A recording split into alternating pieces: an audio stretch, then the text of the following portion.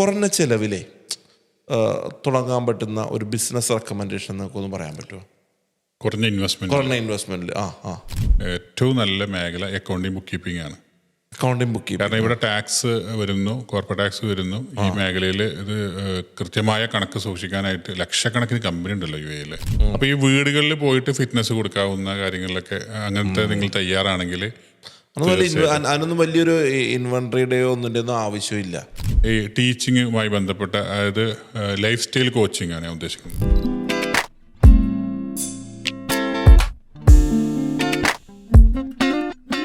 റിയാസ് ഭായ്, സന്തോഷം.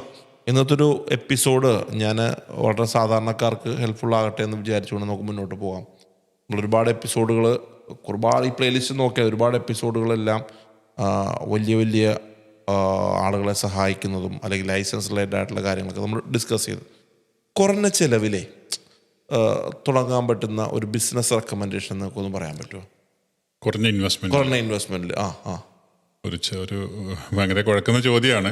പക്ഷെ എൻ്റെ എക്സ്പീരിയൻസിൽ നിന്നാണ് എനിക്ക് പറയാൻ പറ്റുക. പലർക്കും പല അഭിപ്രായങ്ങളുണ്ടായേക്കാം. എനിക്ക് ഇപ്പോഴത്തെ ഒരു സംഭവത്തിൽ കുറഞ്ഞ ചിലവിൽ തുടങ്ങേണ്ട ആളുകൾ ഏറ്റവും നല്ല മേഖല അക്കൗണ്ടിങ് ബുക്ക് കീപ്പിംഗ് ആണ്. കാരണം ഇവിടെ ടാക്സ് വരുന്നു, കോർപ്പറേറ്റ് ടാക്സ് വരുന്നു. ഈ മേഖലയിൽ ഇത് കൃത്യമായ കണക്ക് സൂക്ഷിക്കാനായിട്ട് ലക്ഷക്കണക്കിന് കമ്പനി ഉണ്ടല്ലോ UAE. അപ്പോൾ അക്കൗണ്ടിങ് ബുക്ക് കീപ്പിംഗ് ഒരു നല്ല സർവീസ് സെക്ടറിൽ, കാരണം ഒരുപാട് ഇൻവെസ്റ്റ്മെന്റ് ഇല്ലാതെ തുടങ്ങാവുന്ന ഒരു ഓഫീസ് ഇട്ടുകൊണ്ടോ അല്ലെങ്കിൽ ഒരു ബിസിനസ് സെന്ററിനകത്തൊരു ഓഫീസ് ഇട്ടുകൊണ്ടോ ചെയ്യാവുന്ന മേഖലയാണ്. ഹാർഡ് വർക്ക് ചെയ്യാന്നുണ്ടെങ്കിൽ തീർച്ചയായിട്ടും ബിസിനസ് കിട്ടും എന്നുള്ള യാതൊരു സംശയമില്ല. ഇതുവരെ തുടങ്ങിയിട്ട് ഒരാൾ കൂട്ടിയിട്ടില്ല. കൃത്യമായിട്ട് പോയിട്ട്. നിങ്ങളുടെ കാഴ്ചപ്പാടിൽ ടാക്സിന്റെ രജിസ്ട്രേഷൻ തുടങ്ങി കഴിഞ്ഞു. ഇനി ടാക്സിന്റെ ഫയലിംഗിന്റെ ഡേറ്റ് പടത്തിന് അനൗൺസ് ചെയ്യും. അപ്പം അതോടുകൂടിയിട്ട് അതിനുള്ള സാധ്യത, നല്ല സാധ്യതകളുണ്ട്. പിന്നെ ഈ ചുരുങ്ങിയ ചെലവിൽ തുടങ്ങാവുന്ന, അതായത് ട്രേഡിംഗ് സെക്ടറിലൊക്കെ എന്തായാലും ഇൻവെന്ററി വേണ്ടി വരും, ഇൻവെസ്റ്റ്മെന്റ് വേണ്ടി വരും. ഞാൻ പിന്നെ ചെയ്യാവുന്നത് എന്താ വെച്ചാൽ ഈ ടീച്ചിങ്ങുമായി ബന്ധപ്പെട്ട, അതായത് ലൈഫ് സ്റ്റൈൽ കോച്ചിങ് ആണ് ഞാൻ ഉദ്ദേശിക്കുന്നത്. ഞാൻ ട്യൂഷൻസിന് ഓൺലൈൻ ട്യൂഷൻ കൊടുക്കാവുന്ന, ഇപ്പം ഓൺലൈൻ ട്യൂട്ടറിന്റെ ഒക്കെ ലൈസൻസ് വന്നിട്ടുണ്ട്. അത് ലേഡീസിനെ സംബന്ധിച്ചിടത്തോളം അത് നല്ലൊരു ഓപ്ഷനാണ്. അത് അല്ലാതെ ഞാൻ പറയുന്നത് ഈ ലൈഫ് സ്റ്റൈൽ കോച്ചിങ് ആളുകൾക്ക് ഇപ്പോഴും ആവശ്യമുള്ള ഫിറ്റ്നസ്, എസ്പെഷ്യലി 40+ ആയിട്ടുള്ള ആളുകളൊക്കെ അത് ആലോചിക്കുന്ന ഒരു കാര്യമാണ്. അപ്പൊ ഈ വീടുകളിൽ പോയിട്ട് ഫിറ്റ്നസ് കൊടുക്കാവുന്ന കാര്യങ്ങളിലൊക്കെ അങ്ങനത്തെ നിങ്ങൾ തയ്യാറാണെങ്കിൽ അതിനൊന്നും വലിയൊരു ഇൻവെന്ററിയുടെയോ ഒന്നും ആവശ്യമില്ല. അതെ അല്ലേ, ഒരു ഫിറ്റ്നസ് കോച്ചിങ് അതാണ് ഞാൻ ഉദ്ദേശിക്കുന്നത്. അത് വീടുകളിൽ പോയി കൊടുക്കാവുന്ന രീതിയിലുണ്ടെങ്കിൽ കമ്മ്യൂണിറ്റീസിലൊക്കെ പോയിട്ടൊക്കെ ചെയ്തു കൊടുക്കാൻ പറ്റുമെങ്കിൽ അത് നല്ലൊരു ഓപ്ഷനായി തോന്നിയിട്ടുണ്ട്. മറ്റൊന്ന് പിന്നെ തോന്നിയിട്ടുള്ളത് ഫോട്ടോഗ്രാഫി മേഖല. എന്തൊക്കെ ഡിജിറ്റൽ വന്നു കഴിഞ്ഞാലും ഈ ഫോട്ടോഗ്രാഫി വലിയൊരു ചാൻസ് ആണ്. അപ്പം അത് ഒരുപാട് പ്രൊഡക്റ്റുകളും കാര്യങ്ങളൊക്കെ എടുക്കാനുണ്ടാവും. ഫുഡ് ഇൻഡസ്ട്രിയിലായാലും ഇപ്പൊ റിയൽ എസ്റ്റേറ്റ് ഇൻഡസ്ട്രിയിലൊക്കെ ആയാലൊക്കെ ഫോട്ടോഗ്രാഫേഴ്സിനുള്ള ചാൻസസ് ഇപ്പോഴും ഉണ്ട് എന്നുള്ളതാണ് മനസ്സിലാക്കേണ്ടത്. അത് വെഡിങ് ഫോട്ടോഗ്രാഫി ആവാം, കൊമേഴ്ഷ്യൽ ആവാം, എല്ലാത്തിനും ഒരു ഫോട്ടോഗ്രാഫി മേഖലയിലേക്ക് ചാൻസ് ഉണ്ട്. അത് നല്ലൊരു ഇതാണ്. നിങ്ങൾ ഫോട്ടോഗ്രാഫർ അല്ലെങ്കിൽ നല്ല ഫോട്ടോഗ്രാഫേഴ്സിനെ കൊണ്ടുവന്നിട്ട് ചെയ്യൂന്നുള്ളതാണ്. അതിലെല്ലാം ഒരു വെഡിങ് ഇവന്റ് പോലെയുള്ള കാര്യങ്ങൾ നമ്മൾ വെറുതെ മൊബൈൽ ഫോൺ വെച്ചിട്ട് അതിന് പ്രൊഫഷണലായ ആൾക്കാരെ തന്നെ ഏർപ്പാടാക്കണം, എങ്കിലേ പെർഫെക്റ്റ് ആയിട്ട് കിട്ടുള്ളൂ. പിന്നെ ഈ ബൈക്ക് റിപ്പയറിങ് അതെന്ന് സംഭവം എന്ന് വെച്ചാൽ ഇപ്പൊ ഈ ഡെലിവറി സർവീസസും കാര്യങ്ങളൊക്കെ കൂടിയതുകൊണ്ട് ബൈക്ക് റിപ്പയറിങ്ങിന്റെ ഒരു സാധ്യത വന്നു തുടങ്ങിയിട്ടുണ്ട് ദുബായില്. നാട്ടിലൊക്കെ ഉള്ള ആളുകളാണെങ്കിൽ ബൈക്ക് റിപ്പയറിങ്ങിന്റെ കേസിൽ നിങ്ങൾക്ക് ചെയ്യാം. പ്രത്യേകിച്ച് നമ്മുടെ നാട്ടിലെ യൂണിക്കോൺ, പൾസറൊക്കെ പോലുള്ള ബൈക്കുകളാണ് അവിടെ ഏറ്റവും കൂടുതൽ ഡെലിവറിക്ക് യൂസ് ചെയ്യുന്നത്. ഡെലിവറി കമ്പനികൾ യൂസ് ചെയ്യുന്ന അവർക്ക് ഓൺ ഫെസിലിറ്റി ഉണ്ടാവുന്നതാണ് എല്ലാവരും പറയാ. അതായത് അവർ വാടകയ്ക്ക് എടുക്കുന്ന സ്ഥലത്തുനിന്നോ അല്ലെങ്കിൽ ബൈക്കിന്റെ റെന്റിലൊക്കെ. ഇതൊക്കെ ആണെങ്കിലും കൂടിയിട്ട് എല്ലാ ഡെസ്റ്റിനേഷനുകളിലും ഡെലിവറിക്ക് പോകാൻ നേരത്തെ ക്യുക്കായിട്ടുള്ള സർവീസ് സെന്ററുകൾ ഒരു അവൈലബിലിറ്റി പ്രശ്നമുണ്ട്. അപ്പോൾ ഞങ്ങൾ അങ്ങനത്തെ ഒരു ബൈക്ക് റിപ്പയറിംഗ് സെന്റർ തുടങ്ങി ഇതുപോലൊരു ഡെലിവറി കമ്പനിയായിട്ട് എഗ്രിമെന്റ് ആക്കാൻ പറ്റിയാൽ അത് നല്ലതാണ്. ബൈക്ക് റെന്റൽ കമ്പനികളേറ്റോ അല്ലെങ്കിൽ ആമസോണ് അതൊക്കെ പോലുള്ള ആളുകളായിട്ട് ബൈക്ക് റിപ്പയർ ചെയ്ത് കൊടുക്കാന്നുണ്ട്. നല്ല സാധ്യതയാണ്. അത് സാധ്യതയാണ്. കുറച്ചുകൂടി ഇൻവെസ്റ്റ്മെന്റ് ആവശ്യമുള്ളതാണ്. കാരണം ഒരു സ്ഥലം എടുത്തിട്ടൊക്കെ ഒരു വെയർ ഹൗസ് ഒക്കെ എടുത്ത് ചെയ്യാം. പക്ഷേ വളർന്നു വരാവുന്ന ബിസിനസ് സാധ്യതകളാണ്. അതെ. പിന്നെ മറ്റൊന്ന് എനിക്ക് തോന്നിയിട്ടുള്ളത്, ഇപ്പൊ നിങ്ങൾ ഈ ടീഷർട്ട് പ്രിന്റിംഗ് ഒക്കെ നമ്മൾ ഷോപ്പിംഗ് മാളിലൊക്കെ നടക്കുമ്പോൾ ടീഷർട്ട് പ്രിന്റിംഗ് ഒരു എക്യുപ്മെന്റ് വാങ്ങിക്കുന്നു, ടീഷർട്ട് നടന്നു പോകുമ്പോൾ ടീഷർട്ട് പ്രിന്റ് ചെയ്ത് കൊടുക്കുന്നതൊക്കെ കണ്ടിട്ടില്ല. അത്തരത്തിലുള്ള ഒരു മെഷീൻ ഇട്ടുകൊണ്ട് 2 പേര് ജോലിയാവുന്ന ചെറിയ ഇൻവെസ്റ്റ്മെന്റ് ആണല്ലോ.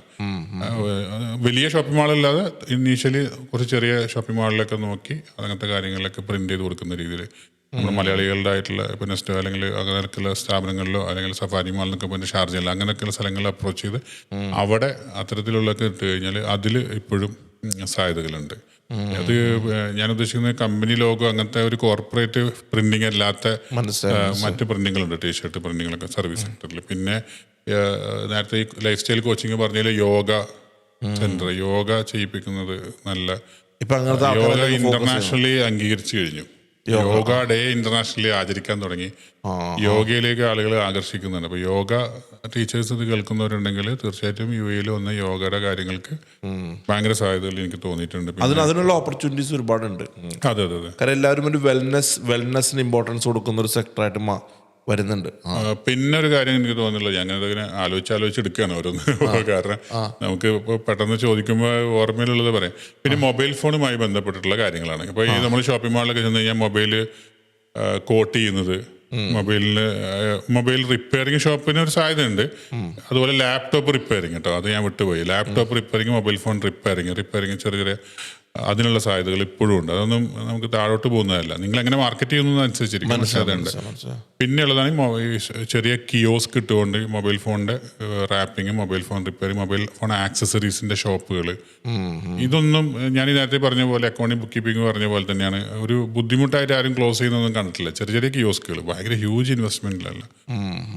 ഒരു ചെറിയൊരു ഉപദേശമുള്ളതെന്ന് വെച്ചാൽ പെട്ടെന്ന് എടുത്തിയാടി കഫത്തീരിയയിലേക്ക് പോകുന്ന ഒരു സ്വഭാവം എല്ലാവർക്കും ഉണ്ട്. അത് നിങ്ങൾ ഉദ്ദേശിക്കുന്ന പോലെ ചെലവ് പറഞ്ഞ് കഫത്തീരിയ തുടങ്ങാൻ പറ്റില്ല. അത് പുതിയ കഫത്തീരിയ തുടങ്ങുന്ന കാര്യം പറഞ്ഞു. എക്സിസ്റ്റിംഗ് ഉള്ളത് ചിലപ്പോൾ ചെറിയ വെയിറ്റിന് കിട്ടുന്നത് നല്ലതാണ്. ചിലപ്പോൾ ഈ വലിയ ഫ്ലോറി ബിൽഡിങ്ങിലൊക്കെ ആയിരിക്കും. അപ്പോൾ ഈ കഫത്തീരിയന്റെ പിന്നെ ചിമ്മിണി കൊണ്ടുവേണ്ടി ഉണ്ടാവും, ഗ്യാസ് ടാങ്ക് വെക്കേണ്ടി ഉണ്ടാവും. അപ്പോൾ അതൊക്കെ ഭയങ്കര ഹ്യൂജ് ഇൻവെസ്റ്റ്മെന്റിലേക്ക് പോകും. അപ്പോൾ എല്ലാവരും വിചാരിക്കുന്ന ഒരു 1-2 ലക്ഷം ദിർഹംസ് ഉണ്ടെങ്കിൽ പുതിയ കഫത്തീരിയ തുടങ്ങാൻ തന്നെ. അങ്ങനെയല്ല. ഒരു 5 ലക്ഷം രൂപ അത് കഫത്തീരിയ തുടങ്ങിയ ഒരാൾ വെച്ച് ഒരു 5 ലക്ഷം ദിർഹംസിന്റെ മേലേക്ക് ചിലവാകാത്ത കഫത്തീരിയകൾ കുറവാണ്. അപ്പൊ അത് ഒരു അഡ്വൈസാണ്. ഇതൊക്കെ നിങ്ങൾ ഈ പറഞ്ഞ സാധനങ്ങളെല്ലാം മലയാളിക്ക് തുടങ്ങാൻ പറ്റുന്ന ബിസിനസ്സുമാണ്. അതെ അതെ. കാരണം അവനൊക്കെ ഇവിടെ ഈ ഒരു ബിസിനസ്സൊക്കെ നല്ലപോലെ ചെയ്യുന്ന ആൾക്കാർ ഒരുപാട് ഉണ്ട് താനും. അപ്പം ഇതൊക്കെയാണ് നമുക്ക് പെട്ടെന്ന് തോന്നിയിട്ടുള്ള സാധനങ്ങൾ. പിന്നെ ഇതിനൊന്നും വലിയൊരു ഇൻവെസ്റ്റ്മെന്റിന്റെ ആവശ്യകത വരില്ലല്ലോ. ഹ്യൂജ് ഇൻവെസ്റ്റ്മെന്റ് അല്ലാതെ നമുക്ക് ചെയ്യാവുന്നില്ല. അതിൽ നിന്ന് ഗ്രാജുവലി വളർന്ന് പോകണമെങ്കിൽ അല്ലെ യോഗ, അതുപോലെ തന്നെ ഫിറ്റ്നസ് കോച്ച്, ഓൺലൈൻ ട്യൂഷൻ, അത് മെന്ററിങ് അല്ലെ, മെന്ററിങ്ങിന്റെ ഒരു. പിന്നെ നല്ല കഴിവുണ്ടെങ്കിൽ നിങ്ങൾക്ക് വ്ളോഗ് ചെയ്യാൻ ഉഷാറാണെങ്കിൽ നല്ല കഴിവുണ്ടെങ്കിൽ നിങ്ങൾ എന്നെ നോക്കിയത് നിങ്ങളെ ഒരുപാട് ആൾക്കാരെ ഗുരുവല്ലേ. ഞാൻ എന്നെ ക്യാമറന്റെ മുന്നിൽ റിയാസ് ഭായി, വ്ളോഗിങ് എന്ന് പറഞ്ഞാൽ ഇപ്പൊ നിങ്ങൾ പറഞ്ഞുകൊണ്ട് ഇതിന്റെ കൂടെ ആഡ് ഓൺ വ്ളോഗർ ആകലല്ല അതിൻ്റെ ഒരു കറക്റ്റ് മെത്തേഡ്. ആക്ച്വലി നിങ്ങൾക്കൊരു യൂട്യൂബ് ചാനൽ ഉണ്ടെങ്കിൽ, നിങ്ങൾക്കൊരു ഇൻസ്റ്റഗ്രാം ഉണ്ടെങ്കിൽ, നിങ്ങൾക്ക് കിട്ടിയേക്കുന്ന ഫോളോവേഴ്സിനെ നിങ്ങൾക്ക് നിങ്ങളുടെ ഒരു പ്രൊഡക്റ്റായിട്ട് കൺസിഡർ ചെയ്ത് ഇത് വിൽക്കാൻ പറ്റുമ്പോഴാണ് നിങ്ങൾ സക്സസ് ആകുന്നത്. ഇപ്പം നിങ്ങൾ ഫോർ എക്സാമ്പിൾ നിങ്ങളിപ്പോൾ വ്ളോഗറായി, ഇപ്പം ഈ വ്ളോഗർ ആകുക എന്ന് പറഞ്ഞാൽ ഫോളോവേഴ്സ് കൂടി എല്ലാ ആൾക്കാരെയും നമ്മൾ വ്ളോഗേഴ്സ് എന്ന് വിളിക്കാം. പക്ഷെ അതല്ല അതിൻ്റെ കറക്റ്റ് മെത്തേഡ്. ആക്ച്വലി അത് ഗ്ലോബലി അതിന്റെ സ്റ്റാൻഡേർഡ് എന്ന് പറഞ്ഞാൽ ഞാൻ കണ്ടുവരുന്ന ഒരു ബിസിനസ് വിളിക്കുന്നത് എന്തുകൊണ്ടെന്ന് പറഞ്ഞാൽ അവിടെ ലൈസൻസ് കൊടുക്കുന്നുണ്ട്. അതല്ല ഞാൻ പറഞ്ഞു, ഇതിനൊരു ഭയങ്കര സാധ്യതയാണ്. പക്ഷെ ആ വിസിബിലിറ്റീനെ ആസ് എ വ്ളോഗർ എങ്ങനെ മെയിൻറ്റെയിൻ ചെയ്യുന്നു നിലനിന്നിട്ടുള്ളൂ.